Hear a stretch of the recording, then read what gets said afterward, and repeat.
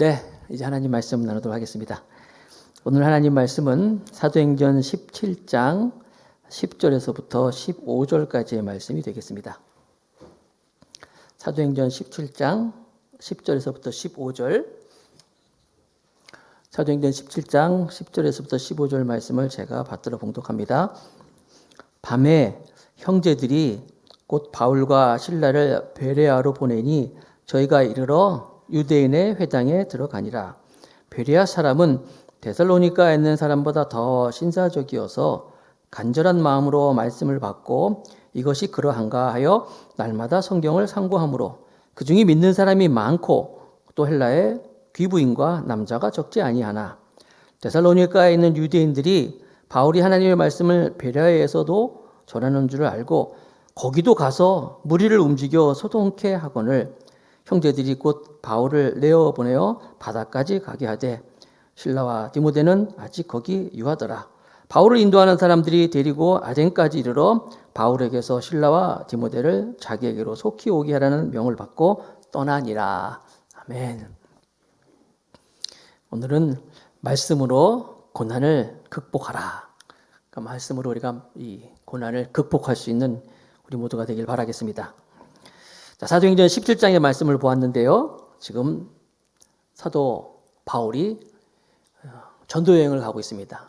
1차 전도여행을 잘 마치고 수리아 안디옥에서 시작해가지고 구브로 소무로 해가지고 비시디 안디옥 더베까지 다시 돌아와서 이제 1차 전도여행을 마치고 2차 전도여행을 또 갑니다.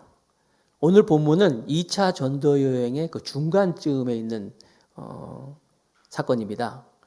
2차 전도여행은 바울이 1차 전도여행했던 그 지역을 다시 가서 자기가 세운 교회들도 보고 세운 그 리더들도 보고 이런 마음으로 출발을 했는데 계획대로 되는 것이 아니에요. 자꾸 이제 소아시아 쪽으로 가지도 못하고 비두니아 쪽으로 가지 못하고 비시디아도 못 가고 자꾸 이렇게 밀려서 핍박으로 인해서 밀리는 거예요. 밀려서 드로아라는 곳 해변에서 이제 있을 때 자기 뜻대로 안 되고 있음에도 불구하고 그곳에서 들어와 있을 때 마게도냐 유럽 쪽입니다. 마게도냐 유럽 쪽에서 환상 가운데 와서 우리를 도우라 이런 환상을 보고 그가 이제 계획을 바꿔서 이제 마게도냐로 건너가는 거예요.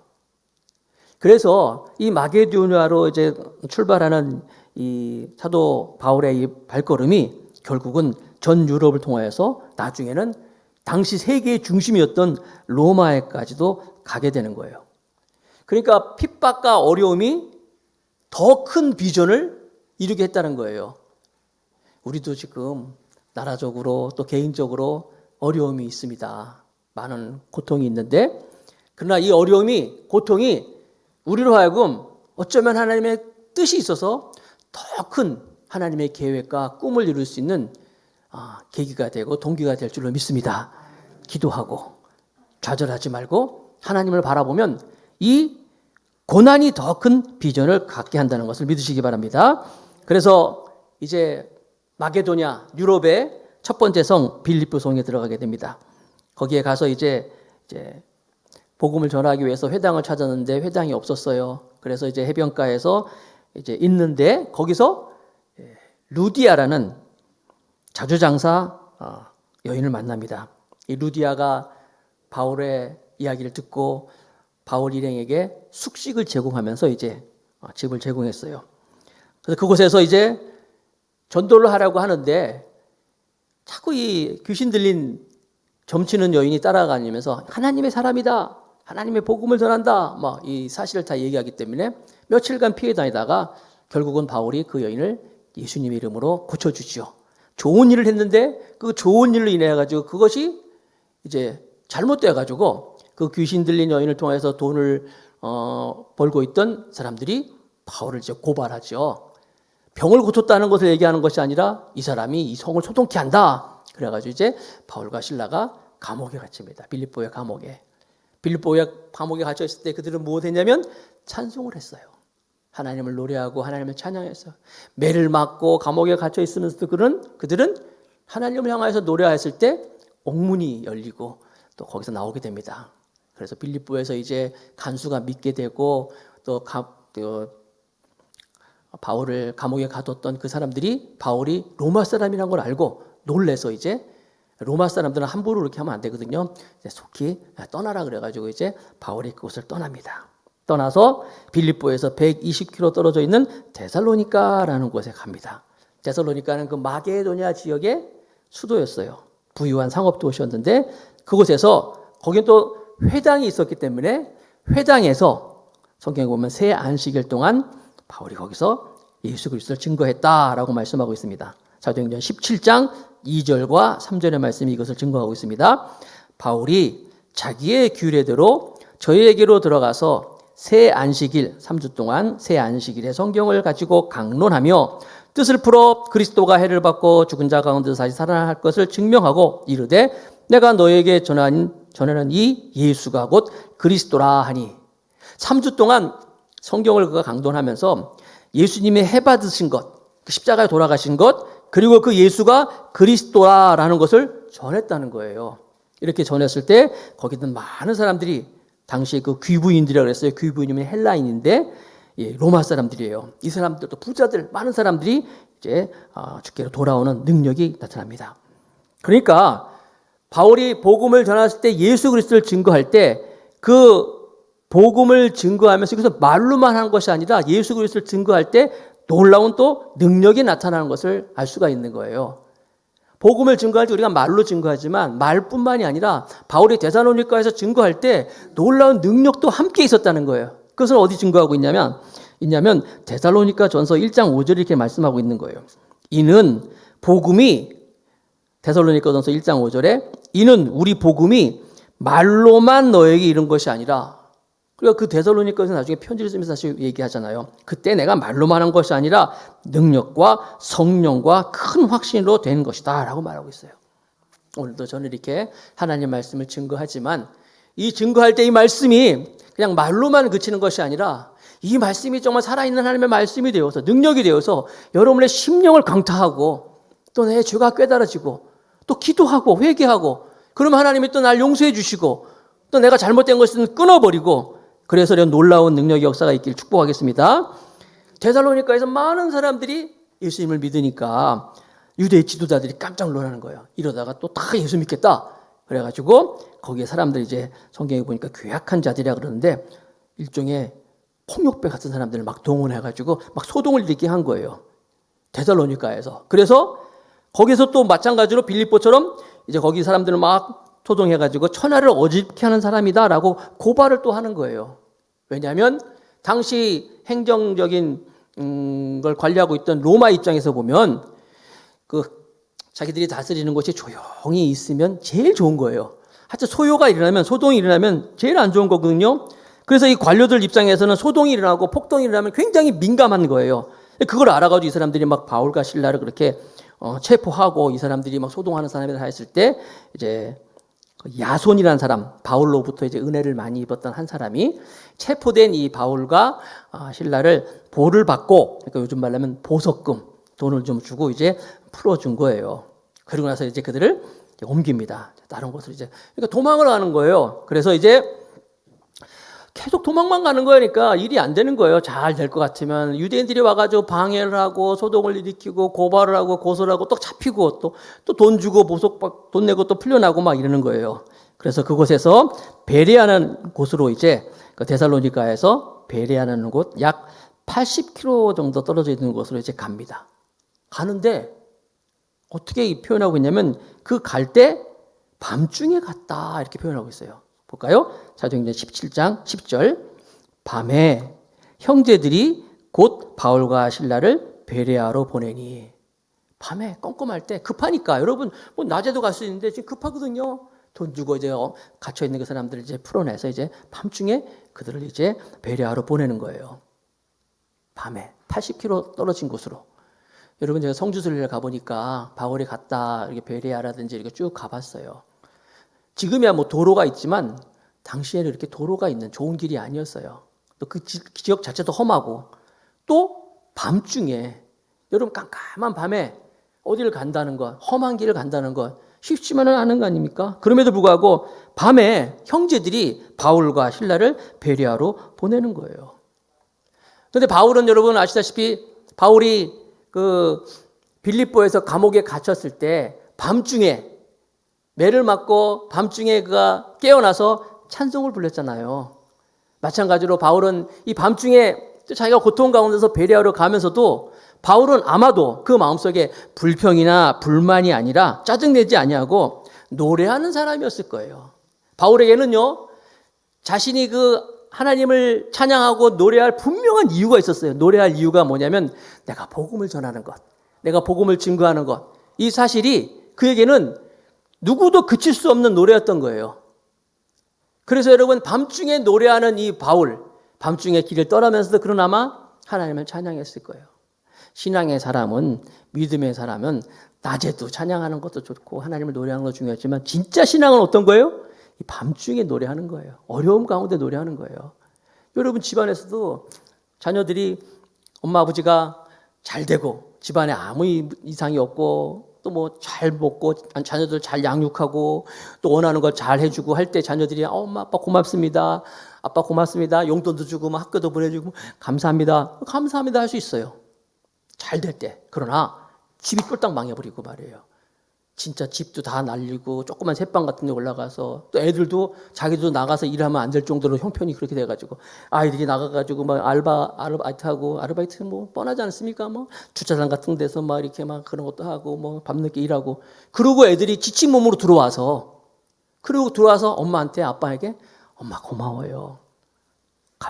감사합니다. 나는 어머니 아버지가 계신 것도 감사하고 우리 가족이 하나 있는 것도 감사하고 정말 고마워요. 이 감사 똑같은 감사지만 틀리잖아요. 잘 될 때 하는 감사랑 정말 힘든 때 와가지고 엄마 아빠 고마워요 하는 거랑 틀리잖아요. 신앙은 바로 그런 거예요. 어렵고 힘들 때 진정으로 하나님을 예배하고 어렵고 힘들 때 하나님께 기도하고 하나님을 노래하는 것, 이게 진짜 신앙이라는 거예요. 어쩌면 우리나라가 이 민족이 지금 그럼 밤중을 겪고 있는지도 모릅니다. 이때 우리가 하나님께 더 기도하고 하나님께 더 감사하고 밤중에 노래할 수 있는 그런 우리 모두가 되길 축복하겠습니다. 사도행전 17장 10절 말씀에 보니까 밤에 형제들이 곧 바울과 신라를 배려하러 보내니 저희가 이르러 유대인의 회당에 들어가니라 이렇게 말씀하고 있어요. 저희가 이르러 유대인의 회당에 들어갔다. 그러니까 베레아라는 곳에 회당이 있었다라는 것을 알 수 있는 거예요. 데살로니가 뭐 회당이 없던 곳이 있었죠. 뭡니까? 이 회당에 들어가서 말씀을 증거해요. 그러니까 바울은 항상 그의 마음속에 민족을 사랑하는 마음이 있었어요.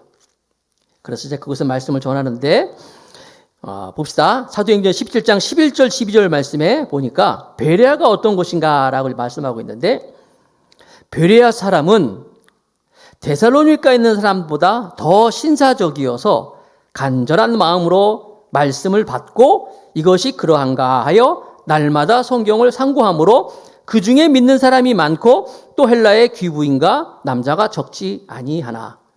자, 데살로니가에서 베레아로 왔어요. 베레아에서도 회당에서 복음을 증거하는데 베레아의 사람들을 쭉 얘기하고 있는데 베레아 사람들은 데살로니가에 있는 사람보다 더 신사적이었다라고 말씀하고 있어요. 베레아라는 이름의 뜻이 이제 많은 물 이런 뜻을 가지고 있고 또 실제로 이 베레아는 이 지역은 천연 온천이 있었어요. 로마의 유명한 폼페이우스 장군이 거기서 별장도 두고 있었다 이런 기록도 있는데 휴양지도 있고 또 부유한 사람들, 부자들이 많은 그런 동네였어요. 그런데 여기에 베레아 사람들은 데살로니가 사람들보다 신사적이었다 이렇게 말하고 있는데 신사적이라는 말이 무슨 말인가? 신사적 이 뜻이 뭔가? 물론 이제 원어적인 해석에 보면 더 좋은 가문의 사람들로 태어났다 이런 뜻을 가지고 있는데 뭐 여러 해석을 보면요. 영어 성경에 보면 그 NIV 성경에 보면은 NIV 성경에는 노블 캐릭터로 나와 있어요. 노블 캐릭터 그러니까 고상한 인격적인 걸 얘기하고 있는데 시선을 뜨는 것은 New Living Bible이라고 NLT 바이블 성경이 보니까 거기에는요 이 신사적이었다라는 이것을 해석을 어떻게 하냐면 오픈 마인드 이렇게 나와 있더라고요. 열린 마음으로 아주 정확한 해석이라고 볼 수 있는데 그러니까 이 데살로니가에 있는 사람들보다 이 베레아 지역 사람들은 더 말씀에 신사적이었다. 오픈 마인드, 더 마음이 열렸다. 오픈 마인드를 가지고 말씀을 받았다. 오늘 설교 제목이 말씀으로 고난을 극복하자, 이 설교 제목인데, 말씀으로 이 고난을 극복하기 위해서 우리가 가져야 할 것은 첫 번째 뭐냐면 바로 이런 마음이에요. 이 베레아 사람들처럼 마음을 열고, 그렇죠? 열린 마음을 가지고 말씀을 들어야 되는 거예요. 열린 마음을 가지고 말씀을 대하는 것. 예수님 당시에도 예수님이 말씀을 전합니다. 그때 예수님의 말씀을 듣고 마음을 열고 열린 마음으로 말씀을 들으면 그 말씀을 듣는 사람마다 치유가 일어나고 그 말씀을 듣는 사람들마다 그 안에서 하나님의 나라가 이루어지면서 정말 하나님의 놀라운 기적이 일어나고 역사가 일어났어요. 그런데 하나님의 말씀이 선포될 때, 예수님이 말씀을 전할 때 예수님의 말씀을 가지고 흠을 잡으려고 말해요. 바리새인이든지 사두개인이든지 이런 사람들 꽉 닫힌 마음을 가지고 어떻게 예수님의 말씀을 듣고 어떻게 흠 잡으려고 했대. 그들은 예수님이 뭐라고 그랬어요? 화 있을진저 그랬잖아요. 그것도 7번이나. 화 있을진저, 화 있을진저. 이건 무서운 말이에요. 하나님의 말씀을, 예수님의 말씀을 선포할 때 열린 마음으로 듣는 사람들은 기적이 일어나고 치유가 일어나고 하나님의 나라가 이루어지지만 마음을 닫고 들었을 때는 화 있을진저라고 예수님께 꾸중을 들었어요. 똑같은 태양볕이 내리쬐는데 나무들이 그 태양볕을 받으면은 새싹이 돋고 나무가 살아나고 또 꽃이 활짝 펴요. 그러나 똑같은 태양빛인데 고목나무는 그 태양빛은 그 나무를 더 바짝 말라 죽어버리게 만드는 거예요. 하나님 말씀 똑같은 말씀인데 어떤 사람은 그 말씀이 살아나는 말씀이고 그 말씀은 죽는 말씀이 될 수 있는 거예요. 어떻게 할 때? 마음을 여느냐 닫고 있느냐 이 차이라는 거예요. 여러분 이 세상에서 설교를 제일 잘한 분이 누구예요? 역사상 최고의 설교자가 누구예요? 예수님 아니에요. 예수님처럼 설교 잘하는 분이 누가 있겠습니까? 예수님 같이 하나님 말씀을 전하는 사람이 또 어떤 누가 있겠습니까? 그런데 그 하나님 예수님의 말씀도 그 말씀도 열린 마음으로 들으면 병이 낫는데 그 예수님의 말씀도 닫고 있으면은 그야말로 예수님한테 꾸중 듣고 불쌍한 인생으로 될 수밖에 없다는 거예요. 저 여러분들이 항상 하나님 말씀이 선포될 때 딱딱한 마음으로 있지 말고 목이 곧은 백성으로 있지 말고 말씀하옵소서 종이 듣겠나이다 이런 마음을 가지고 나가는 우리 모두가 되길 축복하겠습니다. 모세에게 모세야 하나님 말씀하셨잖아요. 그때 모세는 순종하잖아요. 노아에게 노아야 하나님 말씀하셨잖아요. 노아가 순종하잖아요. 120년 동안 방주를 짓고 사무엘아 종이 듣겠나이다. 주여 말씀하옵소서. 다 열린 마음이잖아요. 하나님이 쓰시는 사람들은 항상 이렇게 열린 마음을 가지고 순종의 마음을 가지고 있는 사람이에요.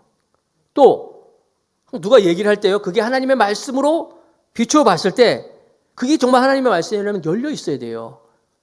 최근에 제가 제 주변에서 제가 소개시켜준 것 같은데 남편이 갑자기 멀쩡한 사람이 갑자기 정말 치명적으로 이제 병을 앓고 막 진짜 생사의 그런 기류에까지 가는 적이 있었어요.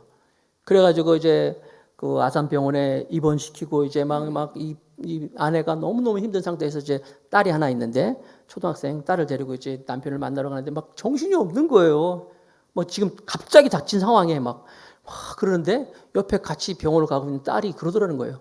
엄마 왜 평소 같지 않아? 그래서 무슨 소리냐 그랬더니 하나님 살아계시잖아. 하나님이 살아 역사하시는데 엄마 왜 그렇게 걱정하고 왜 이렇게 안절부절하고 있는 거야? 하나님이 고쳐주실 거야. 딸이 그러더라는 거야. 초등학생이. 그때 이 엄마가 운전하고 가면서 이거 하나님의 말씀이다. 이거 하나님의 음성이다. 자기가 받아들였대요. 비록 어린아이가 하는 말이지만 그리고 그 말씀 믿고 그 말씀 의지하고 기도했어요. 지금 많이 낫죠.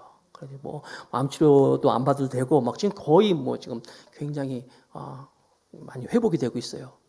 우리 주변에서 여러분 비록 어린 사람이 할지라도 좀 그 말씀이 하나님 말씀을 비춰볼 때 말씀이라면 받아들여야 돼요. 네가 뭘 한다고 말이야. 아무것도 모르는 것이 당신이 뭐 한다고 지까지게 이러면 안 된다는 거예요.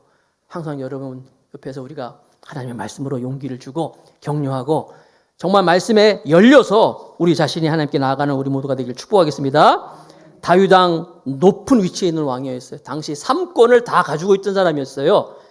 그러니까 사람의 생사를 좌지우지할 수 있는 그런 위치에 있었지만 그가 범죄하였을 때 나단 선지자가 와서 얘기를 하잖아요. 왕이시여 이 나라에 이렇게 나쁜 사람이 있어요 하면서 직접적으로 얘기하지 않고 이제 쭉 한 나쁜 사람 얘기했어요. 그랬더니 다윗 왕이 막 화를 내면서 세상에 아직까지도 우리나라에 그런 놈이 있느냐? 당장 잡아다가 그냥 처리해야 되겠다 하면서 화를 낼 때 나단 선지자가 당시에 그 나단 선지자는요 보니까 뭐 키도 작고 뭐 볼품 없고 아주 초라한 그런 행색을 하고 있었다고 합니다. 그런데 그 나단 선지자가 그 왕을 향하여서 당시에 최고의 권력을 가지고 있는 그 왕을 향하여서 It's you, 너야 너, 네가 바로 그 사람이야. 그랬을 때 다윗은요 신하들을 다 내보내고 문을 다 걷어 잠그고 하나님께 엉엉엉 울면서 회개하잖아요.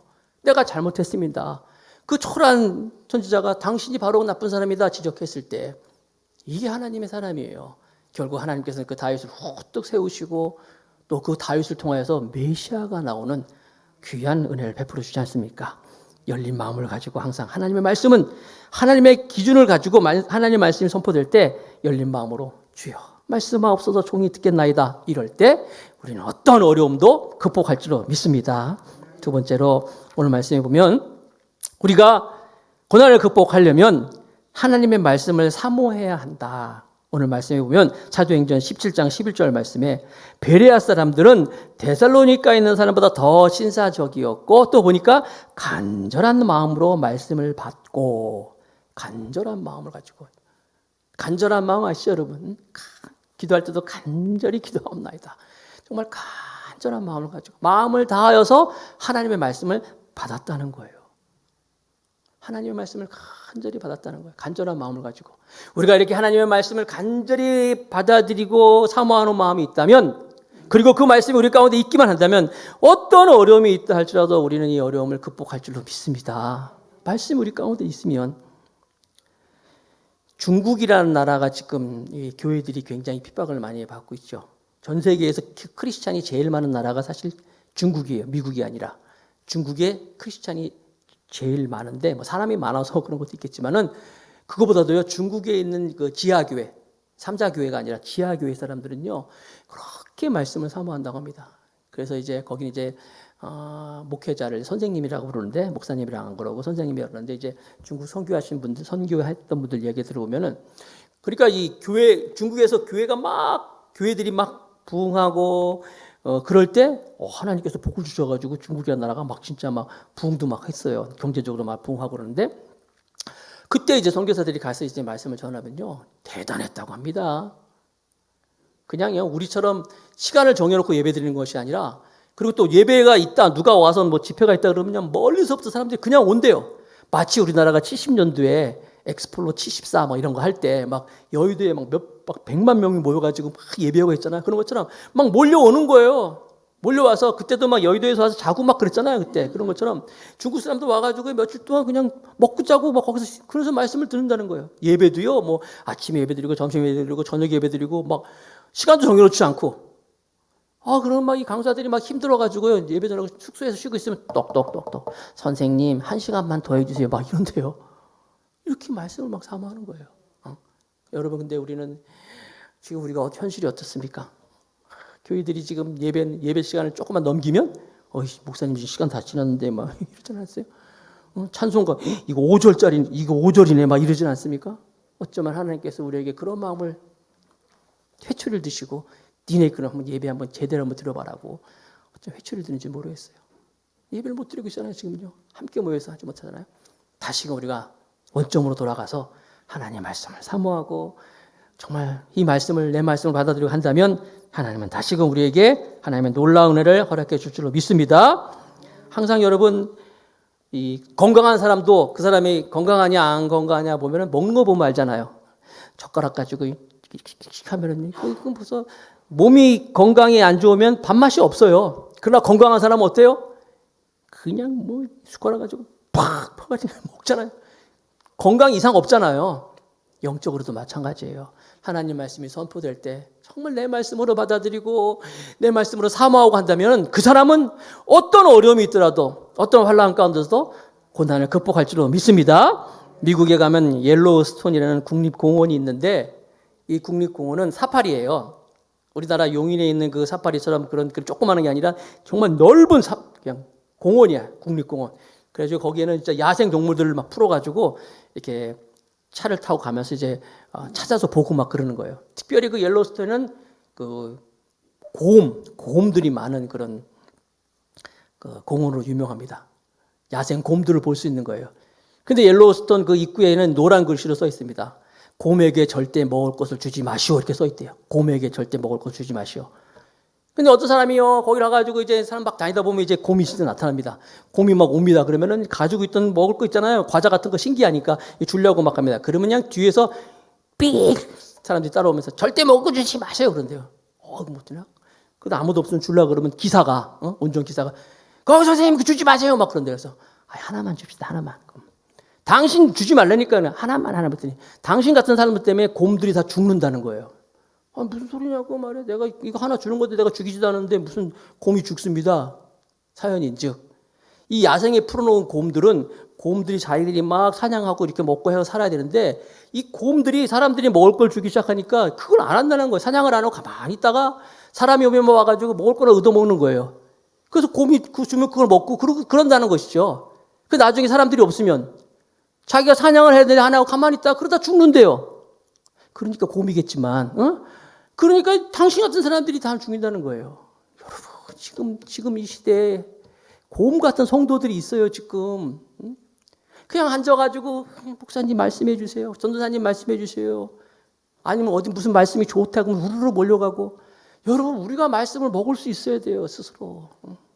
우리가 스스로 말씀을 읽고 그 말씀의 원액을 먹고 요즘같이 이렇게 예배 못 드릴 때 함께 모여서 못할 때 필요한 게 뭐예요? 바로 이런 모습이라는 거예요. 말씀을 사모하고. 여러분 먹을 것이 없으면 여러분 거지들 알죠? 거지들은 어디 뭐 잔치 있다 그러면 막 몰려가잖아요. 떼거지들 가잖아요. 먹을 것 좀 따라가잖아요. 여러분 우리가 먹을 수 있어야 돼요. 말씀 읽고 묵상하고 그 말씀의 원액을 빨아먹고 그럴 때 아무리 어려운 환경이 있더라도 우리는 반드시 고난을 극복할 줄로 믿습니다. 시편 119편 131편 내가 주의 계명을 사모함으로 입을 열고 헐떡였나이다. 말씀에 대해서 마치 사슴이 시냇물을 찾는 것처럼 하나님의 말씀이 사모하여서 입을 열고 헐떡였나이다 고백하고 있는 거예요. 에레미야 29장 13절 말씀에 보면 그래서 너희가 전심으로 나를 찾고 찾으면 나를 만나리라 말씀하고 있습니다. 저 여러분들이 항상 이 어려울 때 하나님의 말씀을 가까이 하고 말씀을 사모하고 그래서 말씀을 사모하는 마음을 가지고 이 고난을 극복해 나가는 우리 모두가 되길 축복합니다. 세 번째로 베레아 사람들은 고난을 극복할 때 말씀해 보니까 날마다 말씀을 상고했다라고 말씀하셨어요. 말씀을 상고했다. 다시 사도행전 17장 11절 말씀에 베레아 사람은 데살로니가 있는 사람보다 더 신사적이어서 마음을 열고 간절한 마음으로 말씀을 받고 이것이 그러한가 하여 날마다 성경을 상고함으로 상고란 말이 묵상했다는 거예요. 날마다 묵상하는 거예요. 하나님 말씀을 늘 묵상하는 거예요. 큐티하시죠 여러분? 날마다 하나님 말씀을 먹는 거예요. 날마다 하나님 말씀을 먹고 또 먹고 시편 1편 1절 2절 말씀 너무나 유명한 말씀 복 있는 사람은 악인의 꾀를 좇지 아니하며 죄인의 길에 서지 아니하며 오만한 자의 자리에 앉지 아니하고 오직 여호와 율법을 즐거워하여 그 율법을 주야로 묵상하는 자로다. 하나님의 말씀을요 그냥 묵상하는데 그냥 묵상하는 정도가 아니고 즐거워하면서 묵상하는 거죠. 하나님의 말씀을 묵상한다. 그러니까 여러분 시편 1편 3절 말씀에 그런 사람이 어떻습니까? 저는 시냇가에 심은 나무가 시절을 쫓아 과실을 맺으며 그 잎사귀가 마르지 아니함 같으니 그 행사가 다 형통하리로다. 다 형통하리로다. 링컨은 그 어머니가 죽으면서 링컨에게 마지막 유언을 이렇게 했대요. 성경을 주면서 성경책 주면서 아들아 너는 유명한 사람이 되려고 하지 말고 부자가 되려고 하지도 말고 위인이 되는 것보다 하나님의 말씀을 즐거워하는 사람이 되라. 그러면서 성경 하나 남기면서 죽었대요. 그 이야기를 들었던 링컨 늘 하나님의 말씀을 읽고 묵상하고 미국 사람들이 가장 존경하는 대통령이잖아요. 가장 존경하는 정치인이 되었잖아요. 우리가 하나님의 말씀을 이처럼 읽고 말씀을 즐거워하고 한다면 우리는 하나님께서 높여주실 거예요. 하나님이 귀한 사람을 만들어주실 줄 믿습니다. 예외가 없어요. 목사라고 전도사라고 아니면 무슨 직분 있다고 말씀을 읽지 않으면 다 죽게 돼 있어요. 항상 말씀을 읽고 말씀을 가지고 따라갈 때 말씀을 안 읽으면 마치 우리는 갈 바를 알지 못하는 이 뭐랄까요 그 표류하는 배처럼 헤매는 거예요. 그러나 말씀을 읽으면 기가 막히게 말씀이 우리에게 길을 가르쳐 주시고 기가 막히게 우리를 인도해 주시고 하는 사실을 믿게 될 줄로 믿습니다. 그래서 항상 말씀을 가까이 하면 이 말씀이 우리를 어려움 가운데 이기게 하는 거예요. 이 나무들은요 태풍이 오면 이 평소보다 더 뿌리를 깊게 해가지고 또 이렇게 영양분을 빨아들인다고 하는 겁니다. 나무들은 태풍이 불면 또 뿌리를 굳건히 한다는 거예요. 느끼나 봐요. 그래서 더 영양분을 받아들인다. 여러분 자연이 우리에게 주는 교훈이에요. 어려움이 오면 고통이 오면 더 우리는 말씀을 들어가야 돼요. 말씀을 더 읽고 말씀 가운데서 하나님의 힘을 빨아들일 수 있어야 돼요. 그럴 때 우리는 어떠한 바람에도 흔들리지 않을 줄로 믿습니다. 하나님의 말씀을 가까이 하고 종교개혁자 마틴 루터 천주교의 잘못된 그 면죄부라든지 이런 것들을 비판하는 95개 조항을 딱 붙이면서 이제 종교개혁을 시작했어요. 그때 교황청으로부터 이제 소환을 받습니다. 브룸스 의사당으로 와서 증언하라 이런 통보를 받는데 얼마 전에도 그 얀 후스라는 사람도 이 브룸스의 의사당에 증언대로 갔다가 이제 그는 이제 화형장으로 끌려가서 이제 죽게 됩니다. 주변의 사람들이 루터 하지 말라 그래요. 가면 안 된다. 말립니다. 그런데 루터는 그 사람들의 만류를 불구하고 브룸스 국회의장으로 갑니다. 그 의사당에 들어가기 직전에 가장 친한 친구가 하인을 보내가지고 너 절대 들어가지 마라. 가면 안 돼. 라고 전가를 하였을 때 루터는 그 하인에게 다음 같은 말을 하면서 이제 전달하라고 합니다. 주인에게 가서 전하시오. 브룸스의 이 사탄이 마귀가 의사당의 기와장처럼 가득해 있는데 그렇다 할지라도 나는 들어간다고 전하게. 그렇게 사람들이 만류해도 들어갑니다. 들어가서 결국 그 브룸스 의사당에 들어가가지고 황제 칼 5세와 200여 명의 귀족들 앞에서 당당하게 서서 이야기합니다. 오 하나님, 나는 여기에 섰습니다. 이게 무슨 얘기냐면 나는 이제 죽음을 각오했다는 거예요. 죽을 준비가 다 됐다는 거예요. 거기서 이제 그는 황제의 그 95개항 그 철회하려는 호령을 받았지만 나는 내 신앙과 믿음을 가지고 절대 이것을 굴복하지 않겠습니다 하면서 용기 있게 대항을 합니다.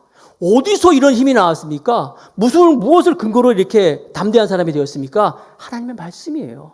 말씀에 그가 굳게 서 있을 때 어떤 어려움에도 그는 흔들리지 않았다는 거예요. 이런 모습, 사도 바울은요 지금 1차 전도여행은 물론이고 2차 전도여행도 계속 고난을 당합니다. 어려움을 당하고 있어요. 그러면서 그 흔들리지 않고 있어요. 왜? 그의 마음이 분명히 말씀 가운데 서 있기 때문이에요. 분명히 말씀 가운데 서 있던 이 사도 바울은 흔들리지 않는 믿음을 가지고 자기의 비전을 이뤄나갔죠. 결국 사도 바울은 맨 마지막에 죽기 직전에 디모데후서 4장 13절에 보면은 이런 말씀이 있어요. 디모데후서 4장 13절에 디모데에게 편지를 쓴 거예요. 디모데야, 네가 올 때에 이제 겨울이 되기 전에 오라 그랬죠. 올 때에 내가 드로와 가보의 집에 둔 겉옷을 가지고 이 사람은 옷 한 벌도 없었어요. 그러니까 그 옷 좀 가지고 와라. 그리고 또 책은 특별히 가죽 종이에 쓴 것을 가져오라. 죽기 직전에 성경책 갖고 와라. 나 성경 읽다가 성경 말씀 보다가 이제 내가 죽기를 원한다. 이게 바울의 신앙이었던 거예요. 고난을 극복하려면 우리는 항상 하나님의 말씀에 마음이 열려 있어야 돼요. 말씀을 사모해야 돼요. 날마다 말씀을 묵상할 수 있어야 돼요. 유명한 그 어떤 존 맥스웰이라든지 아니면 스티븐 콥이라든지 그런 리더십 강의, 그 세상적으로도 유명한 책들이 있어요. 근데 그런 책들도 가만히 읽어보면요. 그 흐지부지한 책들 말고 정말 훌륭한 책들을 보면요. 그 밑바닥에 성경의 말씀이 다 깔려 있는 걸 볼 수 있어요. 말씀이 그런 거예요. 요한복음 5장에 보면은 예수님께서 그 38년 된 베데스다 연못에 38년 된 여인 그 사람에게 찾아가가지고 이야기를 합니다. 네가 낫기를 원하느냐라고 질문합니다. 그랬을 때 요한복음 5장 7절에 보니까 그 병자가 대답을 합니다. 병자가 대답하되 주여 물이 동할 때 나를 못에 넣어줄 사람이 없어서 내가 가는 동안에 다른 사람이 먼저 내려가나이다. 가만 보세요. 자기가 지금 38년 동안 병을 앓고 있는데 네가 낫기를 원하냐 할 때 내가 낫기를 원하는데 낫고 싶은데 내가 지금 못 나았는데 이유가 뭐예요? 다 지금 나를 도와줄 사람이 없어요. 내가 갈 수가 없어요. 부모님 때문에, 환경 때문에, 누구 때문에 하면서 다 핑계를 대고 있어요. 그때 예수님께서 말씀하십니다.